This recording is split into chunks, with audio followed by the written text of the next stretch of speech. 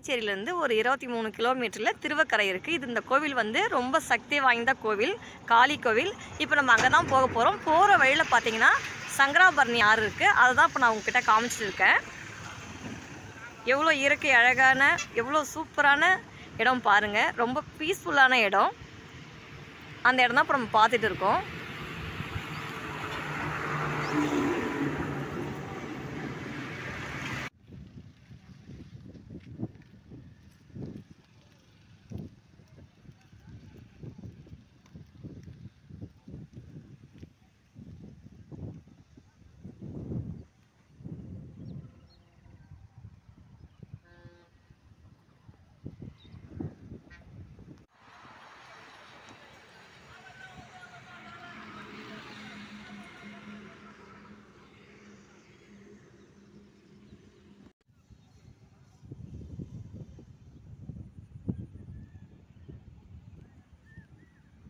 Hello friends, welcome to சாட் சிவசக்தி சுவையோ சுவை சேனல். இன்றைக்கி நம்ம எங்கே வந்திருக்குன்னா திருவக்கரை கோவிலுக்கு தான் வந்திருக்கோம். வாங்க ஃப்ரெண்ட்ஸ், எல்லாம் சாமி தரிசனம் பண்ணலாம்.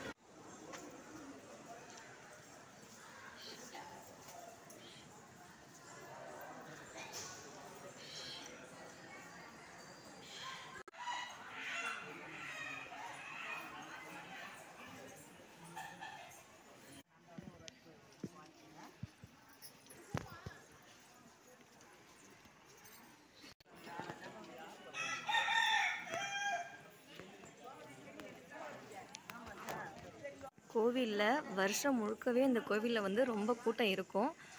அதுவும் விசேஷமான நாள் வந்து பார்த்திங்கன்னா பௌர்ணமி, அமாவாசைலாம் நல்ல கும்பல் இருக்கும் இங்கே.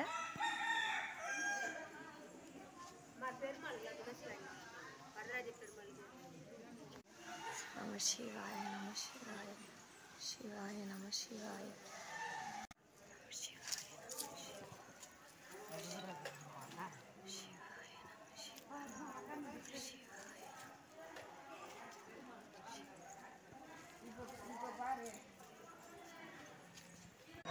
குண்டலினி மாமுனிவர் ஜீவசமாதி அடைஞ்ச இடம் திருவக்கரை தான். நம்ம அங்கே தான் பார்த்துட்டு இருக்கோம். இது வந்து கோவில் வளாகத்துக்கு உள்ளரையே இருக்குது.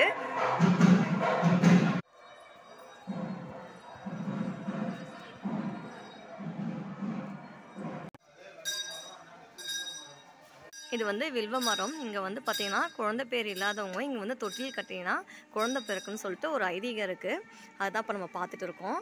அதே மாதிரி வந்து பார்த்திங்கன்னா பக்கத்தில் வந்து வன்னி மரம் இருக்குது. இங்கே வந்து நீண்ட நாட்கள் திருமணம் ஆகாதவங்க வந்து இந்த மஞ்சள் கயிறு கட்டிட்டாங்கன்னா இங்கே வந்து திருமணம் ஆகும்னு சொல்லிட்டு ஒரு ஐதீகம் இருக்குது.